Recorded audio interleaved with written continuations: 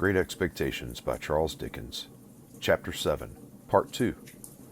Joe's blue eyes turned a little watery. He rubbed first one of them and then the other, in a most uncongenial and uncomfortable manner, with the round knob on the top of the poker. "It were but lonesome then," said Joe, "living here alone, and I got acquainted with your sister. Now, Pip," Joe looked firmly at me as if he knew I was not going to agree with him, "your sister is a fine figure of a woman." I could not help looking at the fire in an obvious state of doubt. "Whatever family opinions or whatever the world's opinions on that subject may be, Pip, your sister is." Joe tapped the top bar with the poker, after every word following, "a fine figure of a woman." I could think of nothing better to say than, "I'm glad you think so, Joe." "So am I," returned Joe, catching me up. "I am glad I think so, Pip. A little redness or a little matter of bone here or there, what does it signify to me?"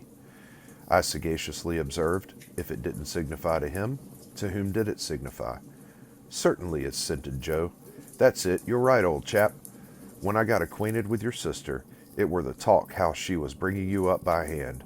Very kind of her, too, all the folks said, and I said, along with all the folks, as to you." Joe pursued with a countenance expressive of seeing something very nasty indeed.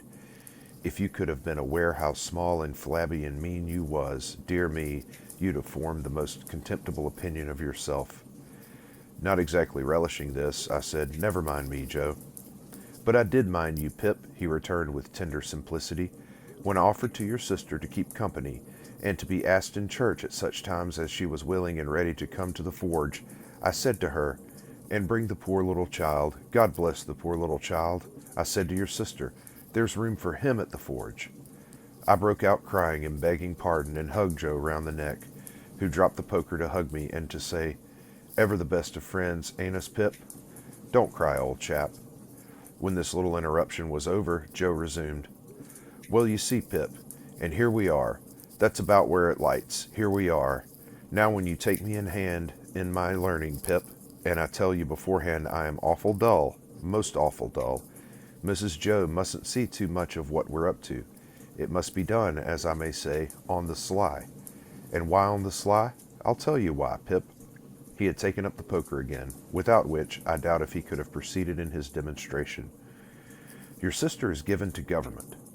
"Given to government, Joe?" I was startled, for I had some shadowy idea, and I am afraid I must add, hope, that Joe had divorced her in a favor of the Lords of the Admiralty or Treasury. "Given to government," said Joe, "which I meant to say, the government of you and myself."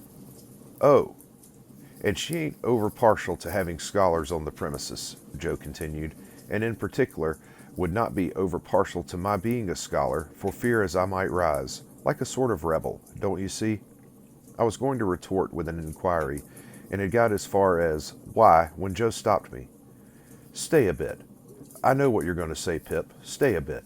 I don't deny that your sister comes the mogul over us, now and again. I don't deny that she do throw us backfalls, and that she do drop down upon us heavy, at such times as when your sister is on the rampage, Pip." Joe sank his voice to a whisper and glanced at the door. "Candor compels fur to admit that she is a buster." Joe pronounced this word as if it began with at least 12 capital B's. "Why don't I rise? That were your observation when I broke it off, Pip?" "Yes, Joe." "Well," said Joe, passing the poker into his left hand, that he might feel his whisker, and I had no hope of him whenever he took to that placid occupation, "your sister's a mastermind. A mastermind." "What's that?" I asked, in some hope of bringing him to a stand. But Joe was readier with his definition than I had expected, and completely stopped me by arguing circularly, and answering with a fixed look, "Her." "And I ain't a mastermind," Joe resumed, when he had unfixed his look and got back to his whisker. "And last of all, Pip, and this I want to say very serious to you, old chap, I see so much in my poor mother of a woman drudging and slaving and breaking her honest heart, and never getting no peace in her mortal days, that I'm dead afeard of going wrong in the way of not doing what's right by a woman, and I'd fur rather of the two go wrong to the other way, and be a little ill-convenienced myself. I wish it was only me that got put out, Pip. I wish there warn't no tickler for you, old chap. I wish I could take it all on myself, but this is the up and down and straight on it, Pip, and I hope you'll overlook shortcomings. Young as I was, I believed that I dated a new admiration of Joe from that night. We were equals afterwards, as we had been before, but afterwards, at quiet times, when I sat looking at Joe and thinking about him, I had a new sensation of feeling conscious that I was looking up to Joe in my heart. However, said Joe, rising to replenish the fire, here's the Dutch clock a-working himself up to being equal to strike 8 of 'em, and she's not come home yet. I hope Uncle Pumblechook's mare mayn't have set a 4-foot on a piece of ice and gone down. Mrs. Joe made occasional trips with Uncle Pumblechook on the market days to assist him in buying such household stuffs and goods as required a woman's judgment. Uncle Pumblechook being a bachelor and reposing no confidences in domestic servant, this was market day, and Mrs. Joe was out on one of these expeditions. Joe made the fire and swept the hearth, and then we went to the door to listen for the chaise cart. It was a dry, cold night, and the wind blew keenly, and the frost was white and hard. A man would die tonight of lying out on the marshes, I thought, and then I looked at the stars and considered how awful it would be for a man to turn his face up to them as he froze to death, and see no help or pity in all the glittering multitude. "Here comes the mare," said Joe, ringing like a peal of bells. The sound of her iron shoes upon the hard road was quite musical, as she came along at a much brisker trot than usual. We got a chair out, ready for Mrs. Joe's alighting, and stirred up the fire that they might see a bright window, and took a final survey of the kitchen that nothing might be out of its place. When we had completed these preparations, they drove up, wrapped to the eyes. Mrs. Joe was soon landed, and Uncle Pumblechook was soon down too, covering the mare with a cloth, and we were soon all in the kitchen, carrying so much cold air in with us that it seemed to drive all the heat out of the fire. "Now," said Mrs. Joe, unwrapping herself with haste and excitement, and throwing her bonnet back on her shoulders where it hung by the strings, "if this boy ain't grateful this night, he never will be." I looked as grateful as any boy possibly could, who was wholly uninformed why he ought to assume that expression. "It's only to be hoped," said my sister, "that he won't be pomp-eyed. But I have my fears." "She ain't in that line, Mum," said Mr. Pumblechook. "She knows better." "She?" I looked at Joe, making the motion with my lips and eyebrows. "She?" Joe looked at me, making the motion with his lips and eyebrows. "She?" My sister catching him in the act, he drew the back of his hand across his nose with his usual conciliatory air on such occasions, and looked at her. "Well," said my sister, in her snappish way, "what are you staring at? Is the house afire?" "Which some individual," Joe politely hinted, "mentioned she?" "And she is a she, I suppose," said my sister, "unless you call Miss Havisham a he, and I doubt if even you'll go so far as that." "Miss Havisham? Uptown?" said Joe. "Is there any Miss Havisham downtown?" returned my sister. "She wants this boy to go and play there, and of course he's going, and he had better play there," said my sister, shaking her head at me as an encouragement to be extremely light and supportive, "or I'll work him."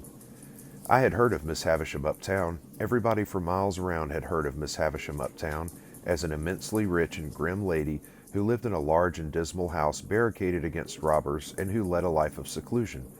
"Well, to be sure," said Joe, astounded. "I wonder how she come to know Pip." "Noodle," cried my sister. "Who said she knew him?" "Which some individual," Joe again politely hinted, "mentioned that she wanted him to go and play there." "And couldn't she ask Uncle Pumblechook if he knew of a boy to go and play there? Isn't it just barely possible that Uncle Pumblechook may be a tenant of hers, and that he may sometimes, we won't say quarterly or half-yearly, for that would be requiring too much of you, but sometimes go there to pay his rent? And couldn't she then ask Uncle Pumblechook if he knew of a boy to go and play there? And couldn't Uncle Pumblechook, being always considerate and thoughtful for us, though you may not think it, Joseph," in a tone of the deepest reproach, as if he were the most callous of nephews, "then mention this boy standing prancing here, which I solemnly declare I was not doing, that I have forever been a willing slave to?" "Good again," cried Uncle Pumblechook. "Well put, prettily pointed, good indeed. Now, Joseph, you know the case." "No, Joseph," said my sister, still in a reproachful manner, while Joe apologetically drew the back of his hand across his nose. "You do not yet, though you may not think it, know the case. You may consider that you do, but you do not, Joseph, for you do not know that Uncle Pumblechook, being sensible that for anything we can tell this boy's fortune may be made by his going to Miss Havisham's, has offered to take him into town tonight in his own chaise cart, and to keep him tonight, and to take him with his own hands to Miss Havisham's tomorrow morning. And Laura mussy me, cried my sister, casting her bonnet in a sudden desperation. Here I stand talking to mere mooncalves, with Uncle Pumblechook waiting, and the mare catching cold at the door, and the boy grimed with crock and dirt from the hair of his head to the sole of his foot. With that she pounced upon me like an eagle on a lamb, and my face was squeezed into wooden bowls and sinks, and my head was put under taps of water butts, and I was soaped and kneaded and towelled and thumped and harrowed and rasped until I was quite beside myself. I may here remark that I suppose myself to be better acquainted than any living authority with the ridgy effect of a wedding ring passing unsympathetically over the human countenance. When my ablutions were completed, I was put into clean linen of the stiffest character, like a young penitent in sackcloth, and was trussed up in my tightest and fearfullest suit. I was then delivered over to Mr. Pumblechook, who formally received me as if he were the sheriff, and who let off upon me the speech that I knew he had been dying to make all along. Boy, be forever grateful to all friends, but especially unto them which brought you up by hand. Goodbye, Joe. God bless you, Pip, old chap. I had never parted with him before, and what with my feelings and what with soapsuds, I could at first see no stars from the chaise cart, but they twinkled out one by one, without throwing any light on the questions why on earth I was going to play at Miss Havisham's, and what on earth I was expected to play at.